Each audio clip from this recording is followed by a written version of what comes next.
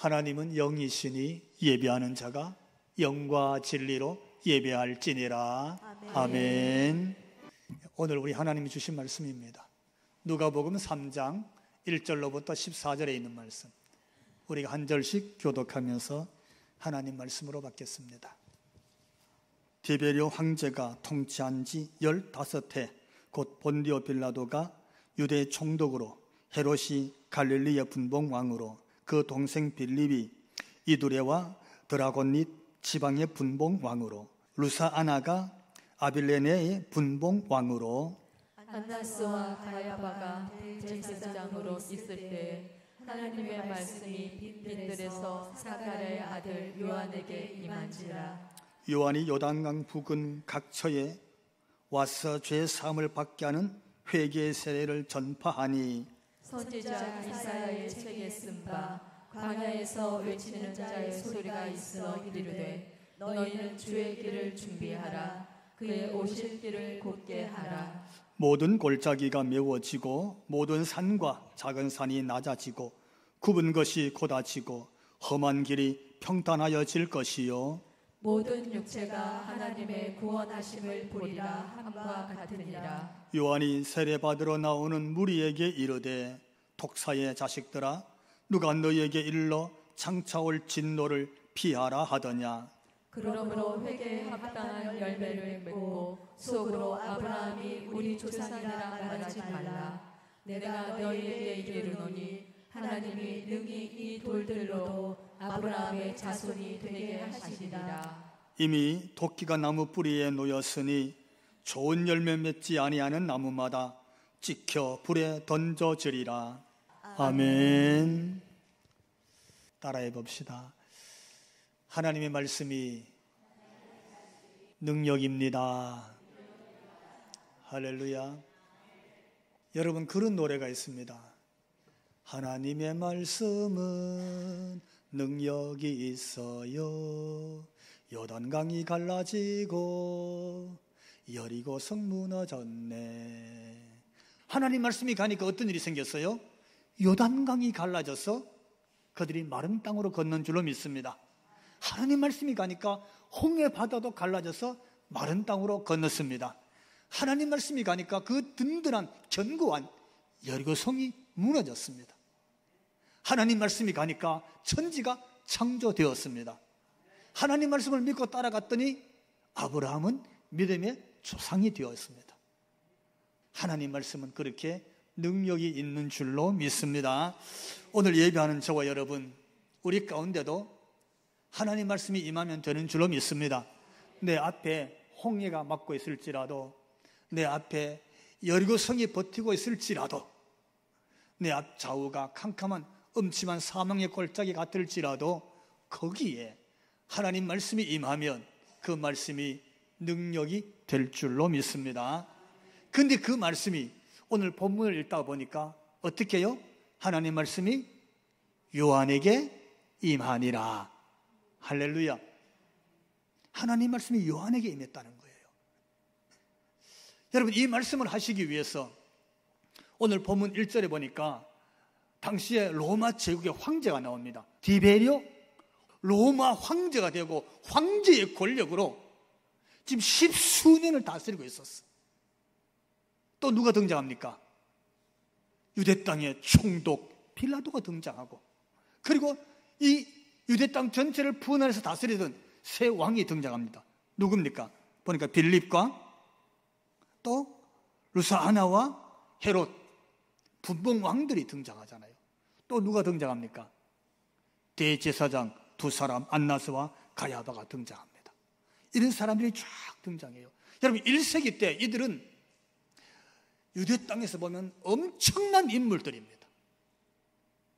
역사에 길이 남을 그런 인물들을 여기 1절에 쫙 기록했어요. 그런데 그때에 어떤 일이 생겼느냐? 2절 말씀, 때에 하나님의 말씀이 어떻게 해요? 빈들에서 사가랴의 아들 요한에게 임한지라. 하나님의 말씀이 디베리오 로마 황제에게 임하니라, 그게 아니잖아요. 하나님의 말씀이요, 분봉왕 왕이 셋이나 나오는데 그들에게 임하니라. 근데 그게 아닌 거예요. 하나님 말씀이 총독에게 아니잖아요. 하나님 말씀이 대제사장에게 아니에요. 그들에게 임하니라가 아니라는 거예요. 누구에게? 빈들에 있는 요한에게 임하니라. 여러분, 오늘 하나님 주신 메시지는 뭘까요? 오늘 성경은 어떤 말씀을 주시려고? 한번 생각해 보십시오. 우리가 이 말씀을 놓고 묵상해 보면 빈들에 있는 요한에게 요단강을 가리고 홍해를 가르고 그 견고한 여리고성을 무너뜨리고 그런 하나님의 말씀, 천지를 창조하는 하나님 말씀이 요한에게 임하니라. 놀랍지 않습니까? 이 말씀이 하나님 말씀이라면, 오늘 성경이 내게 주는 말씀이라면, 오늘 예배하고 있는 여러분 찬송 중에, 여러분 기도 중에, 설교 듣는 말씀 중에도 하나님이 말씀으로 임재하실 수 있는 줄 믿으시기 바랍니다. 믿으시면 오늘 여러분에게 하나님 말씀으로 임재하기를 주님 이름으로 축원합니다. 그 메시지를 듣게 되는 거예요.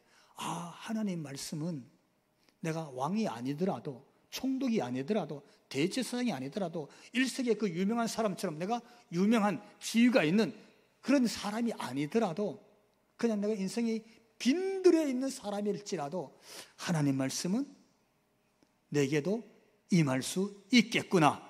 할렐루야. 이런 믿음 가지시기를 축원합니다.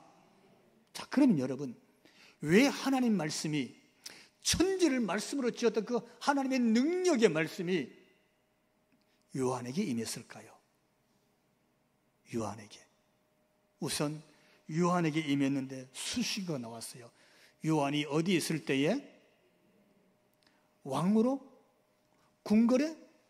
총독의 관저에 있을 때? 아니고 그의 아버지는 제사장이었습니다.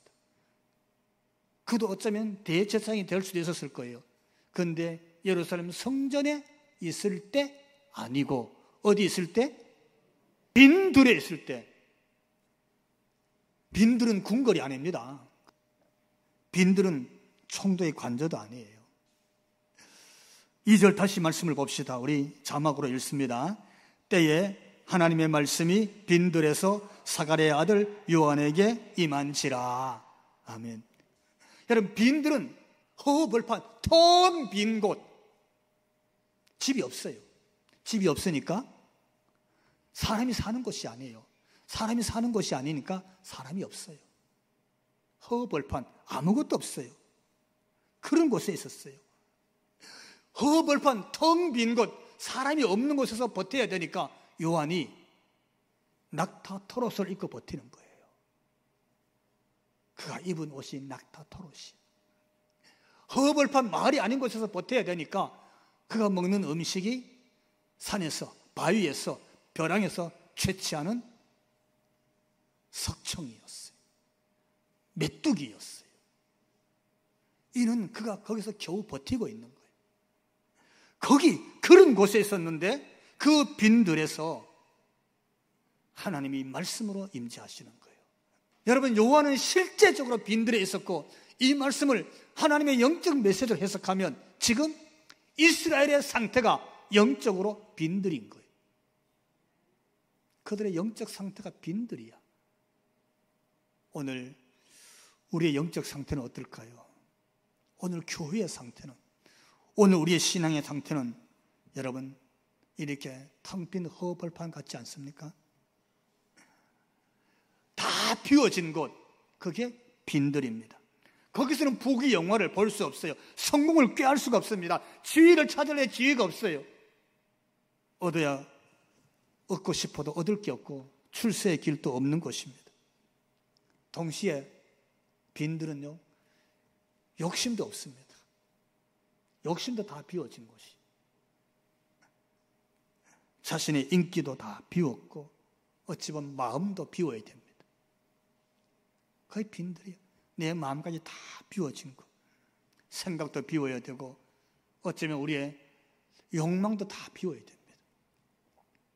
다 비워진 곳. 여러분, 어찌 보면 우리 중에도 그냥 텅 빈 빈들 같은 곳에서 지난 한 주간 지내다가 오신 분이 있을 수도 있을 거예요. 가정이 빈들 같고, 일터가 일거리가 다 끊어져서 빈들 같고, 인간관계가 이렇게 저렇게 다 갈라지고 무너지고, 그래서 빈들 같고 텅 비어버린, 풀이 다 말라 죽어버린 그런 심정으로 지내다가 주일 맞아서 교회 오시는 분도 있다는 뜻입니다. 어떻습니까? 제가 며칠 전에 꿈을 꿨어요. 큰 모임에서 무슨 회의를 하고 있었어요. 근데 회의가 막 고성이 나고 난리가 났어요. 그래서 제가 의장으로 사회를 봤는데 뭐라고 했냐면, 인사위원장 나와서 당신이 보고해요. 그랬어. 내가 막 소리를 막 질렀습니다. 소리가 아니라 절규를 했어요. 근데 그게 진짜 소리 질렀던가 봐. 내가 내 소리에 깬 거예요. 옆에 사는 사람도 놀라서 깼어요. 예. 마음이 답답한 거예요. 그냥 기운이 다 빠졌어, 몸에서. 예. 답답하고. 예. 어떻습니까, 여러분? 우리가 뭔가가 텅 비어있는 허벌판 가운데서 버티고 있다 그러면 그건요, 희망을 찾거나 내일에 대한 소망을 갖는 게 아니에요. 그것은 무너지는 자리고 피할 곳이 없어서 버티는 거예요. 오늘 본문의 빈들, 어쩌면 요한이 의지할 건 아무것도 없었어요. 사람도 없고 지위도 없고 바라볼 것도 없고 거둘 것도 없고 소득도 없고 수입도 없고 아무것도 없어요. 빈들이야. 다 비웠어요. 그때 여러분 같으면 뭘 바라보겠어요? 바라볼 건 아무것도 없구나 해서 요한이 하나님을 바라보고 있었어요. 하나님의 메시지를 붙잡고 있었어요. 뭐라고요? 회개하라, 천국이 가까웠느니라. 그러면서 회개의 메시지를 들고 있는 거예요. 하나님께 오라고 소리 지르고 있는 거예요. 그가 얼마나 줄이고 목말랐겠어요. 육신의 목도 말랐지만, 인생의 목도 목말랐지만, 하나님 앞에서 빈들 같은 영적 상태, 예루살렘을 바라보고 유다를 바라볼 때에 그 줄이고 목마른 심정으로 하나님을 바라보고 하나님을 사모하고 있었던 거예요. 어떻습니까, 여러분? 지난날 목마름으로 어쩌면 허벌판 가운데서 한 달, 두 달 보내고 금년 한 해 다 보내가면서 여러분 어디에 어떻게 있어야 될까 고민하고 있었던 적 없어요? 오늘 예배하고 있는 한국교회 많은 성도들 중에는 어쩌면 요한처럼 허벌판에서 목마름으로 허벌판에서 하나님 한 분을 향해서 사모하는 마음으로, 내가 하나님 볼 것이 하나님밖에 없습니다. 내가 찾을 것이 하나님밖에 없습니다. 내가 손 내밀 것이 하나님밖에 없네요. 내가 구할 것이 하나님밖에 없습니다. 내가 이 허벌판에서 기댈 것이 아무것도 없는데 하나님 하고 기다리다가 그 하나님 때문에 오늘 교회를 찾은 사람이 있을 수 있습니다. 바로 그때 그 빈들에 요한이 그러고 있었어요. 낙타 토롯을 두루 감고 메뚜기를 주워서 먹으면서 하나님을 바라보고 하나님을 사모하고 있었을 때 그 빈들에 있는 요한에게 하나님의 말씀으로 임재한 줄로 믿습니다. 하나님 말씀은 그때 그에게 임하는 거였어요. 오늘 저와 여러분, 오늘 우리에게도 하나님은 말씀으로 찾아오실 줄로 믿습니다. 따라해 봅시다. 외치는 자의 소리. 하나님이 그렇게 말씀으로 임재하셨어요. 하나님이 빈들에 있는 요한에게 말씀으로 임했더니 요한이 어떻게 됐냐? 광야에서 외치는 자의 소리가 된 줄로 믿습니다. 외치는 소리가 되었어요. 이 사건은 뭐냐면요, 하나님의 약속의 성취인 줄로 믿습니다. 하나님이 예언하신 말씀의 성취예요. 우리 4절 같이 읽어봅시다. 선지자 이사야 책에 쓴 바 광야에서 외치는 자의 소리가 있어 이르되 너희는 주의 길을 준비하라. 그의 오실 길을 곧게 하라.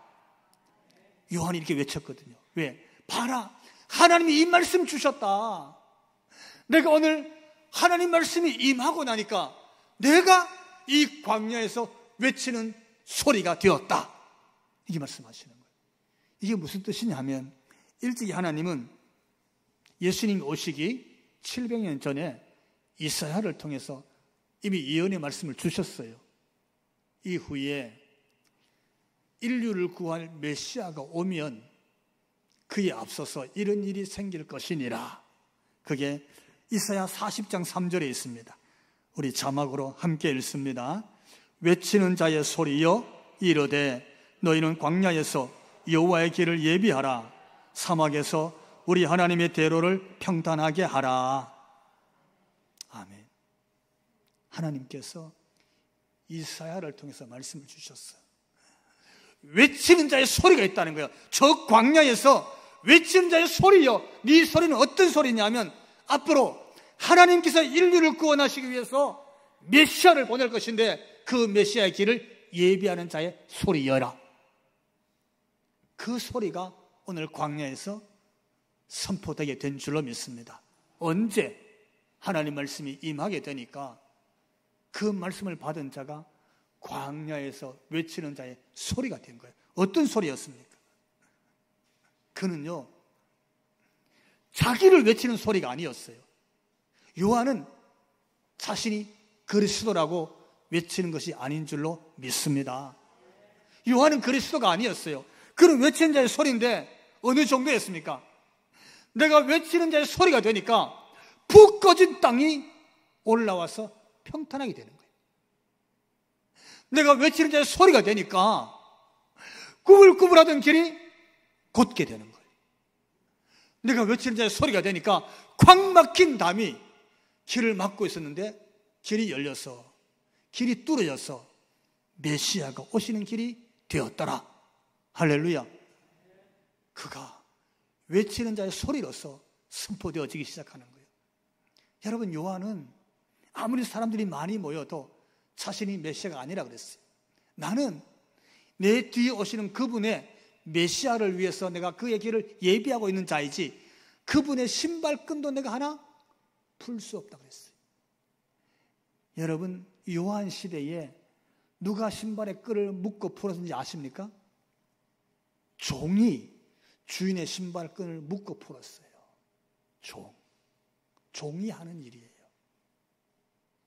나는 오실 메시아를 위해서 길을 닦고 길을 예비하고 길을 준비하는 자이지, 나는 그분이 아닐 뿐만 아니라 그분의 신발끈도 풀기를 감당하지 못할 정도의 그런 낮은 자이다.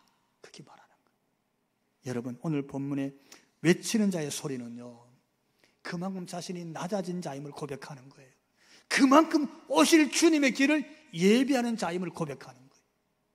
나로 인해서 주님이 오실 수만 있다면 내가 그분의 길에 평탄게 되는 자, 곧게 되는 자, 예비하는 자의 길이 되겠다. 할렐루야. 그 고백을 지금 요한이 하는 거예요. 어떻습니까, 여러분? 정말 나 때문에 예수님 오시는 길이 될까요? 나 때문에 예수님이 지나가는 길 평탄하게 될까요? 내 때문에 주님이 가시는 길이 고준 길이 될까요? 그 꾸불꾸불하고 푹 파여서 마치 절벽 같은 길, 꽉 막혀서 뚫을 수 없는 그런 길, 세상에 얼마나 많습니까? 주님의 길을 가로막고 있는 장애물은 너무너무 많습니다. 그런데 요한이 그 얘기했어요. 나는 주님의 길을 예비하고 평탄하게 하는 외치는 자의 소리니라. 할렐루야. 이 메시지, 이 고백이 뭡니까? 바로 700년 전 이사야를 통해서 하나님이 예언하신 말씀이 지금 성취되었다는 뜻입니다. 여러분, 내가 비록 광야에 있어도, 허벌판에 있어도, 허벌판 가진 거라고는 메뚜기와 석청밖에 없어도 하나님 말씀이 임재하면 하나님이 일찍이 예언한 말씀을 성취하는 자가 될 줄 믿으시기 바랍니다. 하나님 말씀을 이루어내는 자가 되는 거예요. 하나님 말씀이 이루어져서 그 말씀이 성취되는데 쓰임받는 사람이 될 줄로 믿습니다. 오늘 이 말씀을 주시는 거예요. 오늘 한국교회가 먼저 예수 믿고 믿음의 길을 가는 우리 믿음의 성도들이, 오늘 주의 종들과 직분 있는 자들이 하나님의 이 말씀을 우리 마음에 받아야 될 줄로 믿습니다.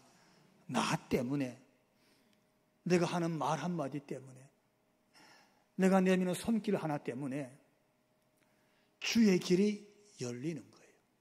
주님의 길이 곧게 되는 거예요. 주님이 복음 들어 그 길을 가실 수 있도록 내가 예비해 놓는 거예요. 어떻습니까, 여러분? 우리 축산대 교회 때문에 예수님의 길이 이 지역사회에, 아니 이 지역사회를 넘어서 이 한국 땅에, 한국땅을 넘어 국경을 넘어서 열방으로 예수님의 복음의 길이 열리는 그 일에 저와 여러분이 꼭 쓰임받게 되기를 주님 이름으로 축원합니다.